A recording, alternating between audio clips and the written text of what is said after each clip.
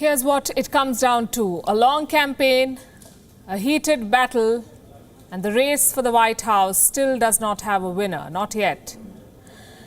You have a president who does not want valid votes to be counted.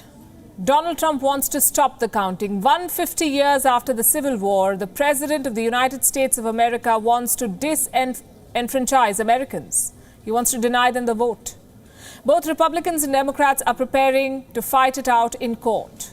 Americans are boarding up for possible arson and violence. The whole world is glued to TV screens. The world is watching the self-proclaimed torchbearer of democracy failing in the most basic job of conducting an election. American leaders have year after year cribbed about a low voter turnout. They have complained that Americans are not interested in exercising their right to vote. Every 4 years, Americans are reminded to come out and vote, restore the soul of the nation, make America great again. This time, Americans did come out to vote. They exercised their franchise in the middle of a pandemic.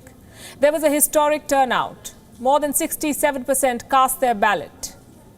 They were rewarded with chaos. America woke up to headlines that read, "We still don't know much about the elections. An anxious nation awaits a winner." This is a commentary on the failure of US democracy. The world's oldest democracy is struggling to elect its leader, and a dictatorship like China is sitting in judgment. How should people in India see this? The election machinery that Indians take for granted is perhaps the most efficient in the world. America is failing to manage 239 million voters. India has 910 million. They cast their ballot every 5 years. Election officials travel the length and breadth of this country, and they set up polling booths across 3.287 million square kilometers of Indian land so that Indians can exercise their right to vote. Officials have also traveled for 4 days on foot to set up a booth for one voter. One. American media has celebrated this. It did not make too many headlines in India. In the US, it is technically a contest between the red and the blue. There are two major presidential nominees. Do not get me started on Kanye West. Compare this with India. There are more than 2,500 political parties, 6 national parties. Just to give you an idea, 8,040 candidates contested the Lok Sabha election last year. All these numbers, and yet India managed to handle its election smoothly. The Election Commission should take a bow. As for America, it is heading towards a period of confusion, and it must do some serious rethinking. What's the need of an electoral college? It is archaic. The framers of the US Constitution floated the idea of an electoral college because they feared that voters would not make an informed decision. It sounds almost insulting.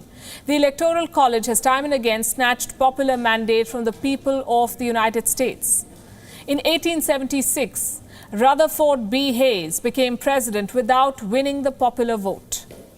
History repeated itself in 1888 with Benjamin Harrison's election. And then in 2016, when Hillary Clinton lost, the Presidential College has also resulted in massive confusion. This institution is frankly redundant. It's time to rethink it, perhaps rewrite the Constitution, plug the loopholes, strengthen the electoral process, take a cue from countries which are much smaller in size and GDP, like Chile. As we speak, Chile is rewriting its Constitution. As America nosedives into confusion, it must also rethink whether it can lecture the world on democracy. Some experts say it could be December end till a president is announced, which means the stalling of state machinery in the middle of a pandemic. It means important healthcare decisions being pushed to the backseat. America is approaching its flu season. People have been stabbed in Washington today. The Wuhan virus numbers are on the rise. The country is in the middle of a trade war. Americans are out of jobs, and there is no leader in sight.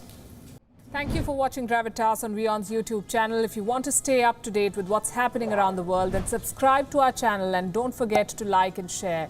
Thank you very much for watching WION. World is One.